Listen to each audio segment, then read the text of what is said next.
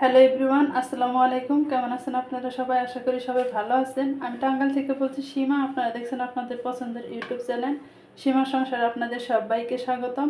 আবার হাজির হয়ে গেলাম নতুন আরেকটি এপিসোড নিয়ে। আজকে আমি করে দেখাবো মাছ ভাজি। মাছটা আমি এভাবে কেটে নিছি, কেটে ভালো মতো ধুয়ে পরিষ্কার করে নিছি। এখন এই মাছটা আমি লবণ মরিচ হলুদ দিয়ে মাখিয়ে নিব। তো দিয়ে দিব এখন লবণ। যে যেরকম লবণ খান সেই রকম লবণ দিয়ে নেবেন। দিয়ে দিলাম হলুদের গুঁড়ি, আর এখানে দিয়ে দিব মরিচের গুঁড়ি। অনেকে আছে যে মরিচটাই ব্যবহার করতে চায় না মাছ ভাজিতে, কিন্তু মাছ ভাজিতে মরিচ না দিলে কিন্তু ভাল লাগবে না। অনেকে আছে যে মাছ ভাজি করার সময় একটা খুশখুশি একটা ভাব আসে, সেই জন্য কিন্তু করতে চায় না, মরিচটা ইউজ করতে চায় না। তো ভালো মতো আমি মাখিয়ে নেব মাছটা। ফাইনালি আমার মাছটা মাখানো হয়ে গেছে। এখন আমি মাছটা ভাজি করার জন্য সরাসরি চুলায় চলে যাব। চলে আসলাম চুলায়, আর দিয়ে দেবো এখন তেল। কড়াইটা গরম হয়ে গেলে তেলটা দিবেন, আর কড়াইটা একটু ভালো মতো গরম করে নেবেন, তাহলে কি আপনার মাছটা ভাজি করার সময় কড়াইতে লেগে যাবে না।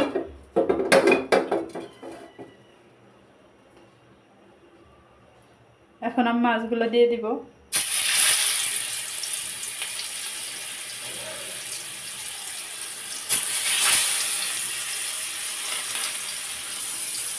আর মাছটা একটা ঢাকনাটা ঢেকে ভাজি করব, যেহেতু মাছটা একটু বড়, যেহেতু উপর থেকেও যেন সিদ্ধ হয় আর নিচে থেকেও যেন সিদ্ধ হয়, সেই জন্য ঢাকনাটা ঢেকে দিলাম। আর যখন আমার এক পিঠ হয়ে যাবে তখন কিন্তু আমি উল্টিয়ে দেবো। তার আগে উল্টিয়ে দেওয়া যাবে না, এক পিঠ হয়ে গেলে তারপর উল্টিয়ে দিতে হবে। তো আমার হয় না, আর একটু হবে, তারপর উল্টিয়ে নিব।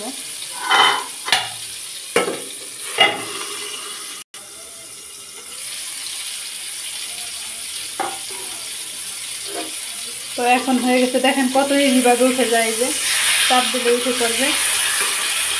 দেখেন, যেহেতু আমি কড়াইটা ভালো মতো গরম করে নিচ্ছি, সেই জন্য আমার মাছগুলো তাড়াতাড়ি উঠে গেছে। আবার কিন্তু এখন আমি একটু তেল দিয়ে নেব। তেল দিয়ে আবার ঢাকনাটা ঢেকে দেব।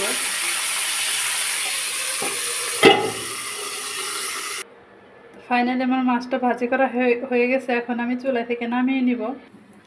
চুলা থেকে নামিয়ে পরিবেশন করে নিলাম। আমার মাছটা এরকম করে আমি ভাজি করে নিছি। আর এপিট উপিট করে কিন্তু বারবার মাছটা উল্টিয়ে দিতে হবে আর ভাজি করতে হবে।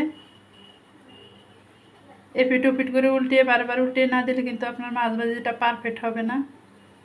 তো ভিডিওটা ভালো লাগলে অবশ্যই সাবস্ক্রাইব করবেন, আমার চ্যানেলের সাথেই থাকবেন।